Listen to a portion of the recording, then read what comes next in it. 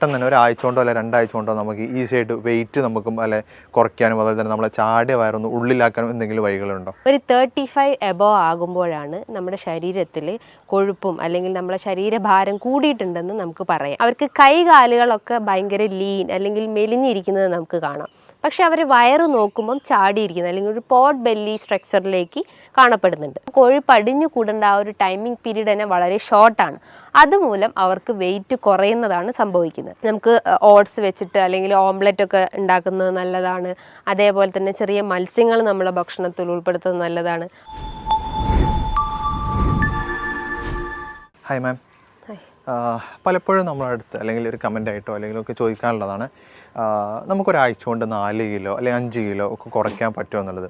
പ്രത്യേകിച്ച് നമ്മളെ ഒരു പിന്നെ വെഡ്ഡിംഗ് ഒക്കെ വരികയാണെങ്കിൽ, നമ്മളെ സ്വന്തം വെഡ്ഡിംഗ് ആണെങ്കിലും അല്ലെങ്കിലൊക്കെ പല ആളുകളും ചോദിക്കാറുണ്ട്, നമുക്ക് ഒരു ഇഷ്ടപ്പെട്ട ഡ്രസ്സൊക്കെ ധരിക്കുകയാണെങ്കിൽ ഒന്ന് ഈ ചാടിയ വയറൊന്ന് ഉള്ളിലാവണം, അതിനൊരാഴ്ച കൊണ്ട് എന്തെങ്കിലും മെത്തേഡ്സ് ഉണ്ടോ, അല്ലെങ്കിൽ 2 ആഴ്ച കൊണ്ട് ഒരു 10 ദിവസം കൊണ്ട് 10 ദിവസത്തിനുള്ളിൽ തന്നെ നമുക്ക് ഇത്രയും കാര്യങ്ങൾ ചെയ്യാൻ പറ്റുമോ എന്ന് പലരും ചോദിക്കാറുണ്ട്.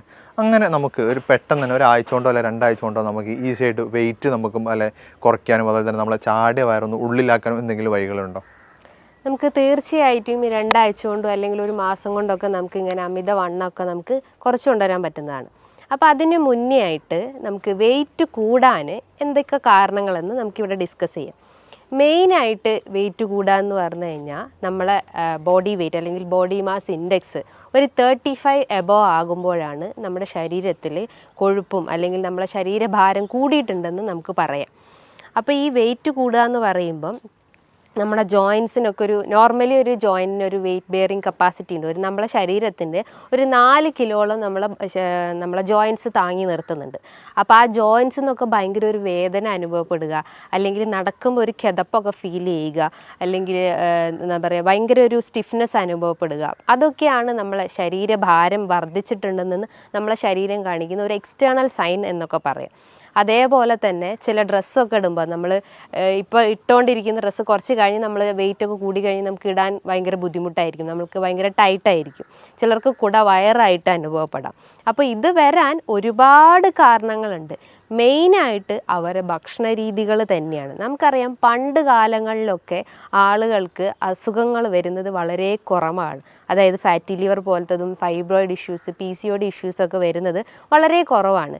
ഇന്നൊരു ജനറേഷൻ നോക്കുമ്പോൾ ഒരു 100-ൽ 60% ആളുകളിലും ഈ ഫാറ്റി ലിവർ ഇഷ്യൂസ് ഉണ്ട്. ഒരു 60% ആളുകൾ തന്നെ PCODൻ്റെ ഇഷ്യൂസ് ഉണ്ട്. അപ്പോൾ അതുമൂലം ഇൻഫെർട്ടിലിറ്റി കംപ്ലയിൻസ്, കുട്ടികളില്ലാത്ത ബുദ്ധിമുട്ടുകളൊക്കെ ഇന്ന് വളരെ കോമൺ ആയിട്ടുള്ള കാര്യങ്ങളാണ്. അപ്പോൾ അവരൊക്കെ മെയിൻ ഒരു റീസൺ അല്ലെങ്കിൽ അത് വരാനുള്ള ഒരു റീസൺ എന്ന് പറഞ്ഞു കഴിഞ്ഞാൽ അവരൊരു ബാലൻസ് ഡയറ്റ് അവിടെ മെയിൻറ്റെയിൻ ചെയ്യുന്നില്ല. ഒരു ബാലൻസ് ഡയറ്റ് മെയിൻറ്റെയിൻ ചെയ്ത് കഴിഞ്ഞാൽ നമുക്കൊരുവിധം എല്ലാ അസുഖങ്ങളെയും നമുക്ക് കൺട്രോൾ ചെയ്യാൻ പറ്റുന്നതാണ്. അതായത് ബാലൻസ് ഡയറ്റ് എന്ന് പറയുമ്പം കാർബോഹൈഡ്രേറ്റ്, ഫാറ്റ്സ്, പ്രോട്ടീൻസ്, ഇത് 3ഉം തുല്യ രീതിയിൽ നമ്മളെ ഭക്ഷണത്തിൽ ഉൾപ്പെടുത്തി കഴിഞ്ഞ് കഴിഞ്ഞാൽ നമുക്ക് എല്ലാ അസുഖത്തെയും നമുക്ക് കൺട്രോൾ ചെയ്യാൻ പറ്റും. അപ്പം നമ്മൾ മരുന്നിനെയോ അല്ലെങ്കിൽ മറ്റെന്ത് മെഡിസിൻസിനെയോ ഒന്നും ഡിപ്പെൻഡ് ചെയ്യേണ്ട ആവശ്യമില്ല.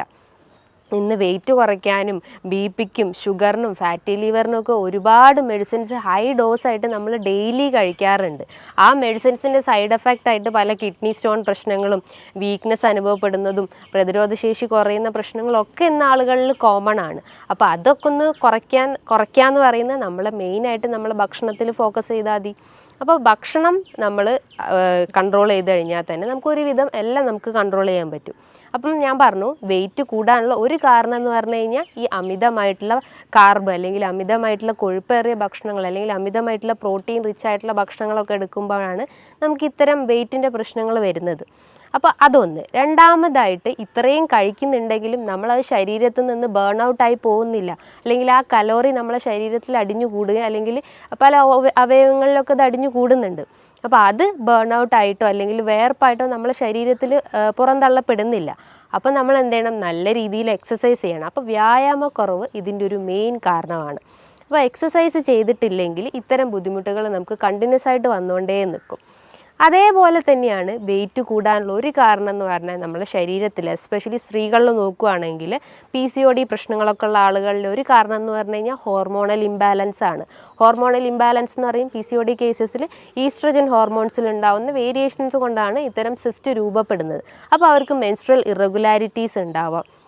അവർക്ക് ഇൻഫെർട്ടിലിറ്റി പ്രശ്നങ്ങൾ ഉണ്ടാവാം, അതുമൂലം അവർക്ക് ഫൈബ്രോയിഡിൻ്റെ കംപ്ലയിൻസ് ഉണ്ടാവാം. അങ്ങനെ പല രീതിയിലുള്ള കോംപ്ലിക്കേഷൻസ് ആണ് ചിലപ്പം നമുക്ക് ഒരു അസുഖം വന്നു കഴിഞ്ഞാൽ നമ്മുടെ ശരീരത്തിൽ കാണിച്ചു തരുന്നത്.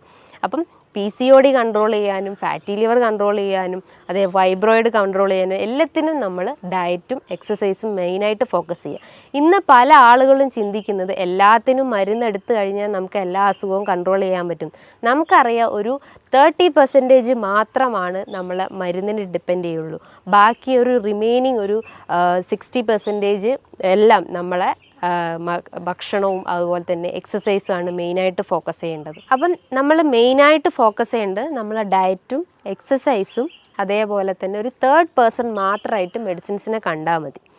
ഈ വെയിറ്റ് കൂടി വരുന്ന ആളുകളിൽ അല്ലെങ്കിൽ വെയിറ്റ് കൂടി വരുന്ന ഏറ്റവും കൂടുതൽ ആളുകളിൽ കണ്ടുവരുന്ന ഒരു അസുഖമാണ് ഈ ഫാറ്റി ലിവർ ഇഷ്യൂസ്. അതായത് ഫാറ്റി ലിവർ ഉള്ള രോഗികളിൽ ഒരു ബോഡി സ്ട്രക്ചർ നോക്കുമ്പോൾ അവർക്ക് കൈകാലുകളൊക്കെ ഭയങ്കര ലീൻ അല്ലെങ്കിൽ മെലിഞ്ഞിരിക്കുന്നത് നമുക്ക് കാണാം. പക്ഷെ അവർ വയറ് നോക്കുമ്പം ചാടിയിരിക്കുന്നത് അല്ലെങ്കിൽ ഒരു പോട്ട് ബെല്ലി സ്ട്രക്ചറിലേക്ക് കാണപ്പെടുന്നുണ്ട്. അതായത് പോട്ട് ബെല്ലി സ്ട്രക്ചർ എന്ന് പറയുമ്പം നമ്മൾ ഈ ഒരു വാരിയലിൻ്റെ താഴെയായിട്ട് വയറിങ്ങനെ ചാടിയിരിക്കുന്നത് നമുക്ക് കാണാം. അതിൻ്റെ ഒരു മെയിൻ കാരണം എന്ന് പറഞ്ഞു കഴിഞ്ഞാൽ ലിവർ സംബന്ധമായിട്ടുള്ള എന്തോ ഒരു അസുഖം അയാൾക്ക് വന്നിട്ടുണ്ടെന്ന്. മെയിനായിട്ട് ഫാറ്റി ലിവർ ഇഷ്യൂസ്, അതേപോലെ തന്നെ സിറോസിസ് കംപ്ലയിൻസ് ഉള്ള ആളുകൾ, അതായത് അവർക്ക് ലോവർ അബ്ഡോമൻ നല്ല ബൾജ് ചെയ്തിരിക്കുന്നു അല്ലെങ്കിൽ ഒരു പോട്ട് ബെല്ലി സ്ട്രക്ചർ അല്ലെങ്കിൽ ഒരു സഞ്ചി പോലെയൊക്കെ കാണപ്പെടുന്നുണ്ട്. അപ്പോൾ ഇവർ മെയിനായിട്ട് ഫോക്കസ് ചെയ്യേണ്ടതെന്ന് പറഞ്ഞാൽ നല്ല കൊഴുപ്പുകളെ ഭക്ഷണത്തിൽ സപ്ലൈ ചെയ്യാൻ ശ്രമിക്കുക. അതായത് ഹെൽത്തി ഫാറ്റ് ആയിട്ടുള്ള omega-3 ഫാറ്റി ആസിഡ്സ് അവരെ ഭക്ഷണത്തിൽ എടുക്കാം. അപ്പോൾ ചോദിക്കും omega-3 ഫാറ്റി ആസിഡ്സ് ഏത് ഭക്ഷണത്തിലാണ് അടങ്ങിയിട്ടുള്ളത്? ഒരുവിധം എല്ലാ വീഡിയോസിലും ഓൾമോസ്റ്റ് എല്ലാ ഡോക്ടേഴ്സും പറയുന്നത് തന്നെയാണ് മെയിനായിട്ടുള്ളത്. അതായത് ചെറിയ മത്സ്യങ്ങളിൽ നമുക്ക് omega-3 ഫാറ്റി ആസിഡ്സ് ഉണ്ട്. ചെറിയ മത്സ്യങ്ങൾ എന്ന് പറയുമ്പം അയല, മത്തി, നെത്തോലി, ഇതിൻ്റെ അകത്തൊക്കെ ചെറിയ രീതിയിൽ അതായത് ഒരു 30% അല്ലെങ്കിൽ ഒരു 40% omega-3 ഫാറ്റി ആസിഡ്സ് അടങ്ങിയിട്ടുണ്ട്. അതോടൊപ്പം തന്നെ കാൽഷ്യം അടങ്ങിയിട്ടുണ്ട്. ഈ കാൽഷ്യം കണ്ടന്റ് ഉള്ളത് കൊണ്ട് തന്നെ നമുക്ക് ജോയിൻറ്റ് റിലേറ്റ് ചെയ്തിട്ടുള്ള എന്തെങ്കിലും ഇഷ്യൂസ് അല്ലെങ്കിൽ എല്ല് സതമായിട്ടുള്ള എന്തെങ്കിലും ഇഷ്യൂസ് ഉണ്ടെങ്കിൽ അതൊക്കെ ഒന്ന് കൺട്രോൾ ചെയ്യാൻ പറ്റുന്നതാണ്. അപ്പം നല്ല രീതിയിൽ ഹെൽത്തി ഫാറ്റ്സ് ഭക്ഷണത്തിൽ ഉൾപ്പെടുത്താൻ ശ്രമിക്കാം. അപ്പോൾ അത് നമ്മളെ ഡയറ്റിൽ ഉൾപ്പെടുത്തി കഴിഞ്ഞ് കഴിഞ്ഞാൽ നമുക്ക് ഇത്തരം പോട്ട് ബെല്ലി പ്രശ്നങ്ങളോ അല്ലെങ്കിൽ ഫാറ്റി ലിവർ ഇഷ്യൂസ് ഉണ്ടെങ്കിൽ അതൊക്കെ നമുക്കൊന്ന് കൺട്രോൾ ചെയ്യാൻ പറ്റുന്നത്. അതേപോലെ തന്നെയാണ് അവർ ഭക്ഷണത്തിൽ വൈറ്റമിൻ സി റിച്ച് ആയിട്ടുള്ള ഭക്ഷണങ്ങൾ എടുക്കാൻ ശ്രമിക്കുക. അപ്പോൾ ചോദിക്കും വൈറ്റമിൻ സി എന്തൊക്കെയാണെന്ന്. വൈറ്റമിൻ സി എന്ന് പറഞ്ഞു കഴിഞ്ഞാൽ അസ്കോർബിക് ആസിഡ് അത് അടങ്ങിയിട്ടുള്ള ഭക്ഷണങ്ങൾ എന്ന് പറയുമ്പോൾ എന്താണ്? നാരങ്ങ, മൊസമ്പി, നെല്ലിക്ക, നമ്മളെ തൊടിയിലൊക്കെ ഉണ്ടാകുന്ന നെല്ലിക്ക എന്ന് പറയുമ്പോൾ നമ്മളെ പ്രതിരോധശേഷി വർദ്ധിപ്പിക്കുന്നു, നമ്മളെ ഹെയർ ഗ്രോത്ത് ഇൻക്രീസ് ചെയ്യുന്നു. അതുപോലെ തന്നെ സ്കിന്നിന് എന്തെങ്കിലും ഇഷ്യൂസോ ഡിസ്കളറേഷനോ അല്ലെങ്കിൽ എന്തെങ്കിലും അങ്ങനെ ചുളിവ് പോലെയൊക്കെ വരുന്ന ഇഷ്യൂസൊക്കെ ഉണ്ടെങ്കിൽ അതിനെയൊക്കെ ഒന്ന് കൺട്രോൾ ചെയ്യാൻ വേണ്ടിയിട്ട് നമുക്ക് ഡെയിലി ഒരു 1-2 നെല്ലിക്ക കഴിക്കുന്നത് നല്ലതാണ്. അതേപോലെ തന്നെയാണ് കുട്ടികളിൽ വിരശല്യം എന്ന് വളരെ കോമൺ ആയിട്ടുള്ള ഒന്നാണ്. അപ്പോൾ കുട്ടികളുടെ അമ്മമാർ പറയുന്ന ഒരു ബുദ്ധിമുട്ട് എന്ന് പറഞ്ഞാൽ അവർ പൊക്കിളിന് ചുറ്റായിട്ട് വേദന പറയുന്നു, ഓക്കാനം, ഛർദി, ഫുഡൊന്നും കഴിക്കുന്നില്ല, പെട്ടെന്ന് അവർ വൊമിറ്റ് ചെയ്യുന്നു, അതേപോലെ ഒരു വീക്ക്നെസ് വരുന്നു, വെയിറ്റ് കുറയുന്നു. ഇതൊക്കെയാണ് കുട്ടികളിൽ വിരശല്യം വരുന്നതിൻ്റെ ഒരു ലക്ഷണങ്ങളായിട്ട് പറയുന്നത്. അപ്പോൾ കുട്ടികൾക്കായാലും അവർക്ക് ഡെയിലി ഒരു 1-2 നെല്ലിക്ക കൊടുക്കുന്നത് ഏറ്റവും നല്ലതാണ്.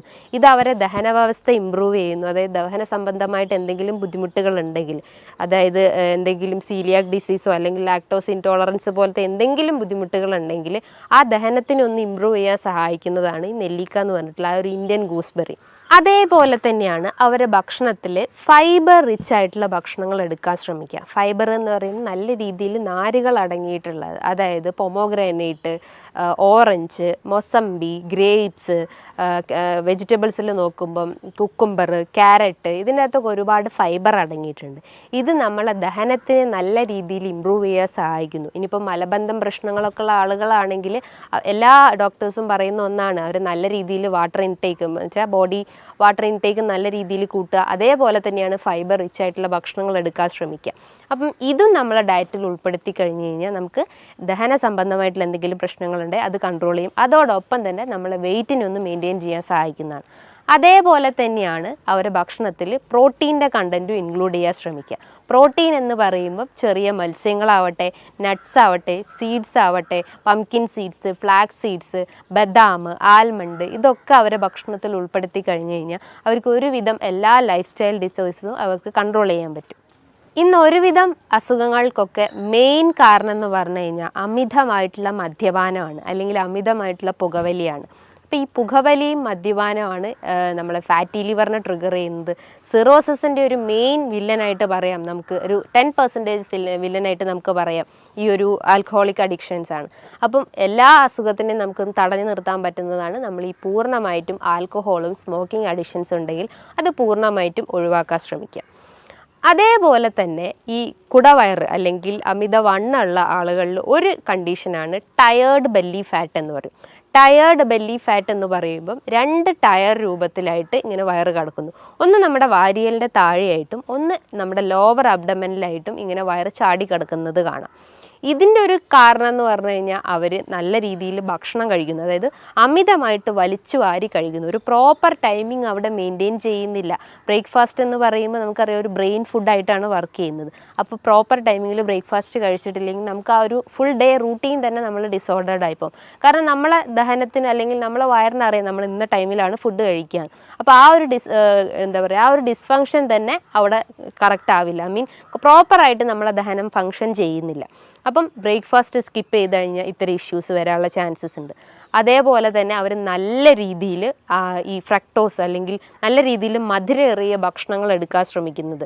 അതായത് ബിസ്ക്കറ്റ് ഡെയിലി ചിലപ്പോൾ 2 പാക്കറ്റ് ബിസ്ക്കറ്റൊക്കെ കഴിക്കുന്ന ആളുകളായിരിക്കാം. അതേപോലെ കേക്ക്സ്, പേസ്ട്രി, അതേപോലെ ice creams, chocolates, daily 2-3 glass caffeine അല്ലെങ്കിൽ കോഫി കുടിക്കുന്നത്, അതേപോലെ ചായ കുടിക്കുന്നത്, ഇതൊക്കെ ഒരു അഡിക്ഷൻസ് ആയിട്ട് കണ്ടിന്യൂസ് ആയിട്ട് അവർ ഫോളോ ചെയ്തിട്ടുള്ള ആളുകളായിരിക്കും.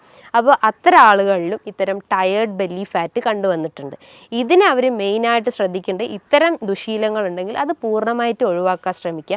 പകരം നല്ല രീതിയിൽ ബെല്ലി എക്സസൈസസ് ചെയ്യാൻ ശ്രമിക്കുക. അതായത് സ്ട്രെച്ചിങ് എക്സസൈസ്, നമ്മളെ മസിലൊക്കെ ഒന്ന് സ്ട്രെച്ച് ചെയ്യുന്ന രീതിയിലുള്ള നല്ല ബെൻഡിങ് എക്സസൈസോ അല്ലെങ്കിൽ സ്കിപ്പിങ്ങോ ജമ്പിങ്ങോ അങ്ങനെ പല രീതിയിലുള്ള എക്സസൈസ് ഫോളോ ചെയ്യാൻ ശ്രമിക്കുക. ഇനിയിപ്പോൾ ഡിസ്ക് ഒക്കെ കംപ്ലൈൻ്റ് ഉള്ള ആളുകളൊക്കെ ആണെങ്കിൽ അവർ ലൈറ്റായിട്ടുള്ള എക്സസൈസ് ഫോളോ ചെയ്യാൻ ശ്രമിക്കുക. ചില രീതിയിലുള്ള യോഗ അല്ലെങ്കിൽ ജസ്റ്റ് ഒരു നടത്തം അല്ലെങ്കിൽ ഒരു ഓട്ടം, ഇതൊക്കെ മെയിനായിട്ട് ഫോക്കസ് ചെയ്യാൻ ശ്രമിക്കുക. അതേപോലെ തന്നെയാണ് ഈ കുടവയർ അല്ലെങ്കിൽ വെയിറ്റ് കൂടി വരുന്ന കുറച്ച് ആളുകളിൽ കണ്ടിട്ടുള്ളതാണ് മോംസ് ബെല്ലി ഫാറ്റ് എന്ന് പറയും. മോംസ് ബെല്ലി ഫാറ്റ് എന്ന് പറയുമ്പോൾ ആ വാക്കുകൊണ്ട് തന്നെ നമുക്ക് ഉദ്ദേശിക്കാം, അതായത് സ്ത്രീകളിൽ പ്രഗ്നൻസി അല്ലെങ്കിൽ ഡെലിവറിക്ക് ശേഷം കാണപ്പെടുന്ന ഒന്നാണ് മോംസ് ബെല്ലി ഫാറ്റ്. ഇതിൻ്റെ ഒരു കാരണം എന്ന് പറഞ്ഞു കഴിഞ്ഞാൽ അവർ ആ ഒരു അബ്ഡോമിനൽ മസിൽസ് നന്നായിട്ട് സ്ട്രെച്ച് ചെയ്യും. ഇപ്പോൾ സിസേറിയൻ സെക്ഷൻ ആയാലും അല്ലെങ്കിൽ നോർമൽ ഡെലിവറി ആയാലും നല്ല രീതിയിൽ ആ മസിൽസ് ഒന്ന് സ്ട്രെച്ച് ചെയ്യാനുള്ള ചാൻസസ് ഉണ്ട്. അപ്പോൾ അതുമൂലമാണ് അവർക്ക് ഈ ഒരു കുടവയർ അല്ലെങ്കിൽ അമിതവണ്ണമൊക്കെ ഡെവലപ്പ് ചെയ്യുന്നത്. അപ്പോൾ അവരും മെയിനായിട്ട് ശ്രദ്ധിക്കേണ്ടത് അവരുടെ എക്സസൈസാണ് മെയിനായിട്ട്. അതേപോലെ തന്നെയാണ് hormonal belly fat. Hormonal belly fat എന്ന് പറയുമ്പം ഈ ഒരു വാക്കും തന്നെ നമുക്ക് ഐഡൻറ്റിഫൈ ചെയ്യാം. ഹോർമോണൽ ഇംബാലൻസ് കൊണ്ട് വരുന്നതാണ്. അതിലൊന്നാണ് PCOD ഇഷ്യൂസ്, രണ്ടാമതാണ് തൈറോയിഡ് ഇഷ്യൂസ്. ഇത് മൂലം അവർ ശരീരത്തിൽ അമിതമായിട്ട് കൊഴുപ്പടിഞ്ഞുകൂടുന്നു. നമുക്കറിയാം PCOD എന്ന് പറയുമ്പോൾ എന്താ, ഡയബറ്റിസ് ഓഫ് ഓവറി എന്നാണ്. ഡയബറ്റിസ് ഓഫ് ഓവറി എന്ന് പറയുമ്പോൾ നമ്മൾ ഓവറിയിൽ ബാധിക്കുന്ന ഒരു പ്രമേഹത്തെയാണ് ഈ PCOD എന്ന് പറയുന്നത്. അതായത് അതിൻ്റെ മെയിൻ ഒരു റീസൺ അല്ലെങ്കിൽ ഒരു മെയിൻ വില്ലൻ എന്ന് പറയുന്നത് ഇൻസുലിൻ റെസിസ്റ്റൻസ് ആണ്. നമ്മൾ കഴിക്കുന്ന ഭക്ഷണത്തിന് എനർജി ആയിട്ട് അവിടെ കൺവേർഷൻ നടക്കുന്നില്ല. അതുമൂലം നമുക്ക് ഗ്ലൂക്കോസ് മോളിക്യൂൾസിന് അല്ലെങ്കിൽ ഇൻസുലിൻ റിസപ്റ്റേഴ്സിന് കറക്റ്റായിട്ട് അത് ഐഡൻറ്റിഫൈ ചെയ്യാൻ പറ്റാത്തൊരവസ്ഥ വരുന്നു. അപ്പോൾ നമ്മൾ ബോഡിയിൽ അമിതമായിട്ട് കൊഴുപ്പ് അടിഞ്ഞുകൂടുന്നു, പല ഓർഗൻസിലായിട്ട് അത് അടിഞ്ഞുകൂടുന്നു. അങ്ങനെ അടിഞ്ഞുകൂടുന്ന ഒരു ഇതിലെയാണ് ഓവറീസിൻ്റെ അകത്ത് അടിഞ്ഞുകൂടുന്നതിനെയാണ് ഡയബറ്റിസ് ഓഫ് ഓവറി. അതുമൂലം സ്ത്രീകൾക്ക് മെൻസ്ട്രൽ ഇറഗുലാരിറ്റി ഉണ്ടാവും. അതായത് ഒരു നോർമൽ സൈക്കിൾ എന്ന് പറയുമ്പോൾ 28 to 35 ഡേയ്സ് ആണ്. അത് അവർക്കൊരു 40 ഡേയ്സോ അല്ലെങ്കിൽ ഒരു 2 മന്തൊക്കെ ഡിലേ ആവുന്ന ചാൻസസ് ഉണ്ട്. ഇനിയിപ്പോൾ പീരീഡ്സ് ആയി കഴിഞ്ഞാലും അവർക്കൊരു 1-2 ഒരു സ്കാൻഡി ബ്ലീഡിങ്, വളരെ സ്പോട്ടിങ് രീതിയിലുള്ള ബ്ലീഡിങ് മാത്രമേ കാണപ്പെടുന്നുള്ളൂ. അതിശക്തമായിട്ടുള്ള വയറുവേദന അനുഭവപ്പെടാറുണ്ട്. അതേപോലെ തന്നെ ഭയങ്കരമായിട്ട് ക്ഷീണം അനുഭവപ്പെടുന്നു. അതിനേക്കാട്ടും വലുതൊന്നാണ് അവർക്ക് ശക്തമായിട്ട് വെയിറ്റ് കൂടുന്നത്. ഫുഡ് കഴിക്കാത്ത ആളുകളായാലും അതായത് നോർമലി ഫുഡ് കഴിക്കുന്ന ആളുകളായാലും അവർക്കും ഇത് വെയിറ്റ് കൂടുന്നത് ഒരു കാരണം എന്ന് പറഞ്ഞു കഴിഞ്ഞാൽ ഇൻസുലിൻ റെസിസ്റ്റൻസ് ആണ്. അതേപോലെ തന്നെയാണ് ഹോർമോണൽ ഇംബാലൻസിൽ വരുന്നതാണ് thyroid related issues. Thyroid related issues എന്ന് പറയുമ്പം തൈറോയിഡ് തന്നെ ഹൈപ്പോർ തൈറോയിഡ്സ് ഉണ്ട്, ഹൈപ്പർ തൈറോയിഡ്സ് ഉണ്ട്. ഹൈപ്പർ തൈറോയിഡിസം ഉള്ള കേസസിൽ അവർക്ക് വെയിറ്റ് കുറയുന്നതാണ് സംഭവിക്കുന്നത്. വെയിറ്റ് കുറയാന്ന് പറയുന്നതിന് ഒരു കാരണം എന്ന് പറഞ്ഞു കഴിഞ്ഞാൽ ബേസൽ മെറ്റബോളിക് റേറ്റ് അവിടെ ഹൈ ആണ്. കാരണം അവർ കഴിക്കുന്ന ഭക്ഷണങ്ങളെല്ലാം പെട്ടെന്ന് തന്നെ അവിടെ ഡൈജഷൻ നടക്കുന്നു, പെട്ടെന്ന് തന്നെ അത് എനർജി കൺവേർഷൻ നടക്കുന്നു. അപ്പം കൊഴുപ്പ് അടിഞ്ഞു കൂടേണ്ട ആ ഒരു ടൈമിംഗ് പീരീഡ് തന്നെ വളരെ ഷോർട്ടാണ്. അതുമൂലം അവർക്ക് വെയിറ്റ് കുറയുന്നതാണ് സംഭവിക്കുന്നത്. പക്ഷെ നേരെ തിരിച്ചാണ് ഹൈപ്പോതൈറോയിഡിസം പേഷ്യൻസിൽ. അവർക്ക് ബേസൽ മെറ്റബോളിക് റേറ്റ് വളരെ ലോ ആണ്. അപ്പോൾ അവർക്ക് എന്ത് ചെയ്യും, തൈറോയിഡ് സ്റ്റിമുലേറ്റിംഗ് ഹോർമോൺസ് വളരെ ഹൈ ആയിരിക്കും. പകരം T3 T4 ഹോർമോൺസ് വളരെ ലോ ആവാനുള്ള ചാൻസസ്. കാരണം അവിടെ ഹോർമോൺസിൻ്റെ ആ ഒരു സെക്രീഷൻസ് വളരെ കുറവായിരിക്കും. പക്ഷേ അവിടെ സ്റ്റിമുലേറ്റ് ചെയ്യപ്പെടുന്ന, അതായത് തൈറോയിഡ് സ്റ്റിമുലേറ്റിംഗ് ഹോർമോൺസിൻ്റെ ആ ഒരു ഹോർമോൺ വളരെ കൂടുതലായിരിക്കും. അപ്പോൾ അവർക്ക് ബേസൽ മെറ്റബോളിക് റേറ്റും വളരെ ലോ ആണ്. അവർ കഴിക്കുന്ന ഭക്ഷണങ്ങളെല്ലാം പല ഓർഗൻസിലായിട്ട് അടിഞ്ഞുകൂടുന്നു, അതായത് കൊഴുപ്പായിട്ട് അടിഞ്ഞുകൂടുന്നു. അതിലൊന്നാണ് നമുക്ക് വെയിറ്റ് കൂടുന്നതിൻ്റെ ഒരു ലക്ഷണമായിട്ട് നമുക്ക് പറയാം. അതേപോലെ തന്നെയാണ് തൈറോയിഡ് രോഗികളിൽ അമിതമായിട്ടുള്ള ക്ഷീണം അനുഭവപ്പെടുന്നു. അതായത് ഹൈപ്പോതൈറോയിഡിസം പേഷ്യൻസിൽ അതിശക്തമായിട്ടുള്ള ക്ഷീണം അനുഭവപ്പെടുന്നു. അവർക്ക് മുടികൊഴിച്ചിലിൻ്റെ പ്രശ്നങ്ങളുണ്ടാകുന്നു, സ്കിന്ന് ഭയങ്കര ഡ്രൈ ആവുന്നു. ഇനിയിപ്പോൾ ദഹന വ്യവസ്ഥ നോക്കുകയാണെങ്കിൽ അവർക്ക് മലം കൃത്യമായിട്ട് പോകാത്തൊരവസ്ഥ വരുന്നു, അതായത് കോൺസ്റ്റിപ്പേഷൻ പ്രശ്നങ്ങളുണ്ടാകുന്നു. അതുമൂലം അവർക്ക് പൈൽസിൻ്റെ പ്രശ്നങ്ങളുണ്ടാകുന്നു, ഹെമറോയിഡ്സിൻ്റെ പ്രശ്നങ്ങളുണ്ടാകുന്നു. അങ്ങനെ പല കോംപ്ലിക്കേഷൻസ് ആയിട്ട് ഓരോ ആളുകളിലും ഇന്ന് ഈ ഒരു ബുദ്ധിമുട്ട് കണ്ടുവരുന്നുണ്ട്. ഇതിൻ്റെയൊക്കെ മെയിൻ റീസൺ എന്ന് പറഞ്ഞു കഴിഞ്ഞാൽ അവർ കഴിക്കുന്ന കാർബിൻ്റെ കണ്ടൻറ്റ് ഇൻക്രീസ് ചെയ്തിട്ടുണ്ടാവും, പ്രോട്ടീൻ്റെ കണ്ടൻറ്റ് ഇൻക്രീസ് ആയിട്ടുണ്ടാവും, ഫാറ്റിൻ്റെ കണ്ടൻറ്റ് ഇൻക്രീസ് ആയിട്ടുണ്ടാവും. ഇതൊന്നും കൃത്യമായ രീതിയിൽ അവരുടെ ഡയറ്റിൽ ഉൾപ്പെടുത്താത്തതുകൊണ്ടാണ് ഇത്രയും പ്രശ്നങ്ങൾ ഉണ്ടാകുന്നത്. അപ്പോൾ എപ്പോഴും അവിടെ ഒരു ബാലൻസ് ഡയറ്റ് മെയിൻറ്റെയിൻ ചെയ്യാൻ ശ്രമിക്കുക. പല ആളുകളും ഇന്ന് വണ്ണം കുറയ്ക്കാൻ വേണ്ടിയിട്ട് പല രീതിയിലുള്ള ഡയറ്റ് ഫോളോ ചെയ്യുന്നു, അതേപോലെ തന്നെ പല ഫാസ്റ്റിംഗ് ഫോളോ ചെയ്യുന്നു. ആ ഫാസ്റ്റിങ്ങിൽ ഒന്നാണ് ഇൻ്റർമീഡിയൻറ്റ് ഫാസ്റ്റിംഗ്.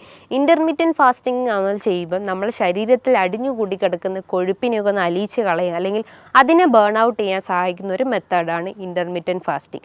അതായത് ഒരു 16 hours അല്ലെങ്കിൽ 14 to 16 hours നമ്മൾ ഫുഡെല്ലാം സ്കിപ്പ് ചെയ്തിട്ട് ഈവൺ ഒരു വാട്ടർ ഇൻടേക്ക് പോലും അവിടെ പാടില്ല.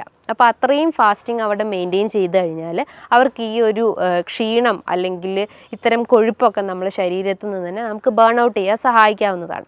ഇനിയിപ്പം ഈ ഒരു ഡയറ്റ് ഫാസ്റ്റിംഗ് മാത്രമാണെങ്കിൽ അവരെന്തൊക്കെയാണ് അവരുടെ ഭക്ഷണത്തിൽ ഉൾപ്പെടുത്തേണ്ടതെന്ന് പലർക്കുമുള്ള സംശയങ്ങളുണ്ടാവും. എത്ര രീതിയിൽ കാർബ് എടുക്കണം, എത്ര രീതിയിൽ പ്രോട്ടീൻസ് എടുക്കണം, എത്ര രീതിയിൽ ഫാറ്റ്സ് എടുക്കണം എന്ന് പല ആളുകളും ചോദിക്കാറുണ്ട്. അപ്പോൾ കാർബ്സിൻ്റെ അളവ് നോക്കുമ്പം നമ്മളൊരു ഈക്വൽ എമൗണ്ടിൽ, അതിൽ 20%, ഒരു 100% നോക്കുമ്പോൾ അതിൻ്റെ ഒരു 20% അല്ലെങ്കിൽ ഒരു 20-30% മാത്രമേ നമ്മൾ കാർബിൻ്റെ അളവ് എടുക്കാൻ പാടുള്ളൂ. അതേപോലെ തന്നെ ഒരു ഈക്വൽ എമൗണ്ട് തന്നെ നമ്മൾ പ്രോട്ടീൻസിൻ്റെ അളവും ഫാറ്റ്സിൻ്റെ അളവും മെയിൻറ്റെയിൻ ചെയ്യാൻ ശ്രമിക്കുക. അതേപോലെ നമ്മൾ ശ്രദ്ധിക്കേണ്ട ഒരു കാര്യം എന്ന് പറഞ്ഞു കഴിഞ്ഞാൽ നമ്മൾ വലിച്ചു വാരി, അതായത് 3 നേരം നമ്മൾ വലിച്ചു വാരി ഭക്ഷണം കഴിക്കുന്നതിന് പകരം നമ്മൾ 6 നേരമാക്കി ഭക്ഷണം കഴിക്കുക. അതായത് ഒരു കൃത്യസമയത്ത് ഭക്ഷണം കഴിക്കാൻ ശ്രമിക്കുക. ഇന്ന് നമ്മൾ 7 മണിക്ക് കഴിച്ചു കഴിഞ്ഞാൽ നമ്മൾ നെക്സ്റ്റ് ഡേ ഒരു 10 മണിക്ക് കഴിച്ചു കഴിഞ്ഞാൽ നമ്മളെ ബോഡി ബാലൻസ് തന്നെ ഇംപ്രോപ്പർ ആവും. അപ്പോൾ ഒരു കൃത്യ ടൈമിങ്ങിൽ ഫുഡ് കഴിക്കാൻ ശ്രമിക്കുക. മോർണിംഗിൽ നമ്മൾ ഒരു 7 to 8 ഉള്ളിൽ കൃത്യമായിട്ട് ബ്രേക്ക്ഫാസ്റ്റ് കഴിക്കാൻ ശ്രമിക്കുക. രാവിലെ എഴുന്നേറ്റാൽ ഉടനെ തന്നെ വെറും വയറ്റിൽ ഒരു തിളപ്പിച്ചാറിയ വെള്ളം കുടിക്കാൻ ശ്രമിക്കുക. ആ വാട്ടറിൻ്റെ അകത്തേക്കൊന്നും ആഡ് ചെയ്യേണ്ട ആവശ്യമില്ല. നല്ല തിളപ്പിച്ചാറിയ വെള്ളം കുടിച്ചു കഴിഞ്ഞാൽ നമുക്ക് എന്തെങ്കിലും മലബന്ധം പ്രശ്നങ്ങളോ അല്ലെങ്കിൽ ഗ്യാസിൻ്റെ പ്രശ്നങ്ങളോ നെഞ്ചരിച്ചിലിൻ്റെ പ്രശ്നങ്ങളോ ഒക്കെ ഉണ്ടെങ്കിൽ അതിനൊക്കെ ഒന്ന് കൺട്രോൾ ചെയ്യാൻ പറ്റുന്നതാണ് ഈ ഒരു വാട്ടർ ഇൻടേക്ക് എന്ന് പറയുന്നത്. അതിനുശേഷം നമ്മൾക്ക് നമ്മുടെ ബ്രേക്ക്ഫാസ്റ്റ് സ്റ്റാർട്ട് ചെയ്യാവുന്നതാണ്. ഇനിയിപ്പോൾ പ്രമേഹ രോഗികളായാലും തന്നെ അവർ ആ ഒരു കാർബിൻ്റെ അളവൊക്കെ കുറച്ചിട്ട് അവർ നല്ല രീതിയിൽ പ്രോട്ടീൻ്റെ അളവും അല്ലെങ്കിൽ ഫാറ്റ്സിൻ്റെ അളവും മെയിൻറ്റെയിൻ ചെയ്യാൻ ശ്രമിക്കുക. ഇനി ഒരു 11 മണിയാകുമ്പോൾ അവർക്ക് എന്തെങ്കിലും ഒരു ഫ്രൂട്ട്സ് ഐറ്റംസോ അല്ലെങ്കിൽ ഫ്രൂട്ട് സാലഡൊക്കെ ആയിട്ടിട്ട് ഭക്ഷണത്തിൽ ഉൾപ്പെടുത്താവുന്നതാണ്. നമുക്കറിയാം, നമ്മൾ ശ്രദ്ധിക്കേണ്ട ഒരു കാര്യം എന്ന് പറഞ്ഞു കഴിഞ്ഞാൽ നമ്മളെപ്പോഴും ഫ്രൂട്ട്സ് കഴിക്കുമ്പോൾ ജ്യൂസ് ഫോമിൽ കഴിക്കാതിരിക്കുക. ജ്യൂസ് ഫോമിൽ കഴിക്കുമ്പോൾ അതിൻ്റെ ഫൈബർ കണ്ടൻറ്റ് അവിടെ നഷ്ടപ്പെടും. ആ ഒരു ഫ്രക്ടോസിൻ്റെ അളവ് അതിൽ ക്രമാതീതമായിട്ട് കൂടും. അത് കൂടിക്കഴിഞ്ഞാൽ നമ്മുടെ ശരീരത്തിൽ അതിൻ്റെ എമൗണ്ട് എത്തുമ്പം നമ്മുടെ ശരീരത്തിൽ ഗ്ലൂക്കോസിൻ്റെ അളവ് കൂടും. അതായത് ഗ്ലൈസമിക് ഇൻഡെക്സ് കൂടിയിട്ടുള്ള ഭക്ഷണങ്ങളാണെങ്കിൽ നമ്മൾ കഴിക്കുന്നത് കൃത്യമായിട്ടും നമ്മുടെ ശരീരത്തിൽ എന്തായാലും നമ്മുടെ രക്തത്തിൽ പഞ്ചസാരേൻ്റെ അളവ് എന്തായാലും കൂടിയിരിക്കും. അതുമൂലം നമുക്ക് പ്രമേഹം പോലത്തെ പ്രശ്നങ്ങൾ ഉണ്ടാവും. അപ്പോൾ എന്തായാലും നമ്മൾ ഫ്രൂട്ട്സ് കഴിക്കുമ്പോൾ ഒരു 1 hour അല്ലെങ്കിൽ ഒരു ½ an hour മീൽസിന് മുന്നായിട്ട് കഴിക്കാൻ ശ്രമിക്കുക. അതും നല്ല രീതിയിൽ ചോപ്പ് ചെയ്തിട്ട് കട്ട് ചെയ്തിട്ട് അതിൻ്റെ അകത്ത് എന്തെങ്കിലും യോഗേർട്ടൊക്കെ ആഡ് ചെയ്ത് കഴിക്കുന്നത് നല്ല കാര്യമാണ്. അതേപോലെ ചെറിയ എമൗണ്ടിൽ ഒരു ടീസ്പൂണൊക്കെ ഒലിവ് ഓയിൽ അവരുടെ ഭക്ഷണത്തിൽ ഉൾപ്പെടുത്തുന്നതും നല്ലതാണ്. ഇതിൻ്റെ അകത്ത് ഹെൽത്തി ഫാറ്റ്സ് ആണ് അടങ്ങിയിട്ടുള്ളത്. അതേപോലെ തന്നെയാണ് നമ്മൾ ലഞ്ച് ടൈമിൽ നമ്മൾ ചോറിൻ്റെ അളവ് കുറച്ചിട്ട് നമുക്ക് ധാന്യങ്ങളായിട്ട് തോരനോ ഉപ്പേരിയോ നമ്മളെ ഭക്ഷണത്തിൽ ഉൾപ്പെടുത്താം. പല ആളുകളും ഒരു പ്ലേറ്റ് നിറച്ചോളം നമുക്ക് ഈ ഒരു ഫ്രൂട്ട്സ് അല്ലെങ്കിൽ ധാന്യങ്ങൾ അല്ലെങ്കിൽ എന്താ പറയുക നമ്മളെ കറികളൊക്കെ നമുക്ക് ഭക്ഷണത്തിൽ ഉൾപ്പെടുത്താം. പകരം നമ്മൾ എന്ത് ചെയ്യും, അതിന് പകരം നമ്മൾ നല്ല ഒരു കൂമ്പാരം നിറയെ നമ്മൾ ചോറെടുക്കുന്നു. ആ ചോറിൻ്റെ അളവ് അവിടെ കുറച്ച് കഴിഞ്ഞാൽ നമുക്ക് ഇത്തരം പ്രശ്നങ്ങളൊക്കെ നമുക്ക് കൺട്രോൾ ചെയ്യാൻ പറ്റുന്നതാണ്. ആ ഒരു ഫുഡ് ടൈമിങ് എപ്പോഴും നമ്മൾ മെയിൻറ്റെയിൻ ചെയ്യാൻ ശ്രമിക്കുക. ഇനിയിപ്പോൾ ഗ്യാസ്ട്രൈറ്റിസ് പ്രശ്നങ്ങളൊക്കെ ഉള്ള ആളുകളാണെങ്കിൽ അവരും ഒരു പ്രോപ്പർ ടൈമിങ്ങിൽ ഫുഡ് കഴിച്ചു കഴിഞ്ഞാൽ അവർക്ക് ഈ ഗ്യാസിൻ്റെ പ്രശ്നങ്ങൾ റെഡ്യൂസ് ചെയ്യും. ബ്ലോട്ടിംഗ് പ്രശ്നങ്ങളൊക്കെ ഉണ്ടെങ്കിൽ അതൊക്കെ ഒന്ന് കൺട്രോൾ ചെയ്യാൻ പറ്റുന്നതാണ്. അതേപോലെ തന്നെ നമ്മൾ ഈവനിങ് ടൈമിൽ ചെറിയ രീതിയിൽ ഫ്രൂട്ട്സ് നമ്മൾ ഭക്ഷണത്തിൽ ഉൾപ്പെടുത്താം. ഒരു ഗ്ലാസ് നമുക്ക് ചായയോ കാപ്പിയോ നമുക്ക് ഡെയിലി ഒരു വൺസ് എ ഡേ നമുക്ക് കഴിക്കുന്നത് നല്ലതാണ്. അതേപോലെ തന്നെ നമ്മൾ ഡിന്നർ നോക്കുവാണെങ്കിലും അതൊരു 7 to 8 ഉള്ളിൽ നമ്മൾ ഡിന്നർ കഴിക്കാൻ ശ്രമിക്കാം. അത് നമ്മളെ ലൈറ്റ് ഭക്ഷണങ്ങൾ എടുക്കാൻ ശ്രമിക്കുക. നമ്മൾ വീട്ടിൽ നിന്ന് തന്നെ പൊടിപ്പിച്ചുണ്ടാക്കിയിട്ടുള്ള വീറ്റിൻ്റെ ചപ്പാത്തിയോ അല്ലെങ്കിൽ ഓട്സൊക്കെ യൂസ് ചെയ്യുകയാണെങ്കിൽ തന്നെ പാല് കഴിവതും ഒഴിവാക്കിയിട്ട് നല്ല രീതിയിൽ നമ്മളെ നോർമൽ വാട്ടറിൽ തന്നെ അത് കുക്ക് ചെയ്തെടുക്കാൻ ശ്രമിക്കുക. നമുക്ക് ഓട്സ് വെച്ചിട്ട് അല്ലെങ്കിൽ ഓംലെറ്റ് ഒക്കെ ഉണ്ടാക്കുന്നത് നല്ലതാണ്. അതേപോലെ തന്നെ ചെറിയ മത്സ്യങ്ങൾ നമ്മളെ ഭക്ഷണത്തിൽ ഉൾപ്പെടുത്തുന്നത് നല്ലതാണ്. അതേപോലെ നമ്മൾ ശ്രദ്ധിക്കേണ്ട ഒരു കാര്യമാണ് റെഡ് മീറ്റ് പൂർണ്ണമായിട്ടും നമ്മൾ ഭക്ഷണത്തിൽ നിന്ന് ഒഴിവാക്കാൻ ശ്രമിക്കുക. നിങ്ങൾക്കൊരു വീക്ക്ലി വൺസ് കഴിക്കാം അല്ലെങ്കിൽ മന്ത്ലി വൺസ് ഒക്കെ റെഡ് മീറ്റ് കഴിക്കുന്നതുകൊണ്ട് കുഴപ്പമൊന്നുമില്ല. ഇത് നമ്മളെ ശരീരത്തിൽ യൂറിക് ആസിഡിൻ്റെ അളവിൻ്റെ കൂട്ടുന്നുണ്ട്. അപ്പോൾ അതുമൂലം നമുക്ക് ഗൗട്ടി കംപ്ലയിൻസ് ഒക്കെ ഇൻക്രീസ് ചെയ്യാനുള്ള ഒരു ചാൻസസ് ഉണ്ട്. അപ്പം നമ്മളെ ഭക്ഷണത്തിൽ എപ്പോഴും റെഡ് മീറ്റിൻ്റെ അളവ് കഴിവതും കുറയ്ക്കാൻ ശ്രമിക്കുക. നല്ല പോലെ എക്സസൈസ് ചെയ്യാൻ ശ്രമിക്കുക. നമ്മളെ ശരീരം നല്ല രീതിയിൽ വേർക്കുന്ന രീതിയിലുള്ള എക്സസൈസ് മെയിൻറ്റെയിൻ ചെയ്യാൻ ശ്രമിക്കുക. അത് കാർഡിയാക് എക്സസൈസ് ആവട്ടെ അല്ലെങ്കിൽ എയറോബിക് എക്സസൈസ് ആവട്ടെ, ചെറിയ രീതിയിലുള്ള നടത്തോ അല്ലെങ്കിൽ ഓട്ടോ എന്ത് നമ്മളെ ഭക്ഷണത്തിൽ നമ്മളെ ഡയറ്റിൽ അല്ലെങ്കിൽ നമ്മളെ ലൈഫ് സ്റ്റൈലിൽ ഉൾപ്പെടുത്തി കഴിഞ്ഞ് കഴിഞ്ഞാൽ നമുക്ക് ഇത്തരം പ്രശ്നങ്ങളൊക്കെ നമുക്ക് കൺട്രോൾ ചെയ്യാൻ പറ്റുന്നതാണ്. ഈ പറഞ്ഞിട്ടുള്ള ഒരു നല്ല രീതിയിലുള്ള ഒരു പാറ്റേണിൽ ഈ ഒരു മാനേജ്മെൻറ്റ് നമ്മൾ ഫോക്കസ് ചെയ്ത് കഴിഞ്ഞാൽ നമുക്ക് നമ്മളെ വെയിറ്റിനെ നമുക്ക് കൺട്രോൾ ചെയ്യാൻ പറ്റുന്നതാണ്. അതായത് നല്ല ഹെൽത്തി ഫാറ്റ് അല്ലെങ്കിൽ നല്ല ഹെൽത്തി പ്രോട്ടീൻസ് നമ്മൾ ഭക്ഷണത്തിൽ ഉൾപ്പെടുത്തി കഴിഞ്ഞ് കഴിഞ്ഞാൽ നമുക്ക് ഇത്തരം പ്രശ്നങ്ങളൊക്കെ നമുക്ക് ഒരു പരിധി വരെ നമുക്ക് കൺട്രോൾ ചെയ്യാൻ പറ്റുന്നതാണ്. ഇനി ഇതുമായി ബന്ധപ്പെട്ട് നിങ്ങൾക്ക് എന്തെങ്കിലും സംശയങ്ങളുണ്ടെങ്കിൽ താഴെ കാണുന്ന നമ്പറിൽ കോൺടാക്റ്റ് ചെയ്യാവുന്നതാണ്. നല്ലൊരു ഹെൽത്ത് ടോപ്പിക്കുമായി വീണ്ടും കാണാം. Thank you.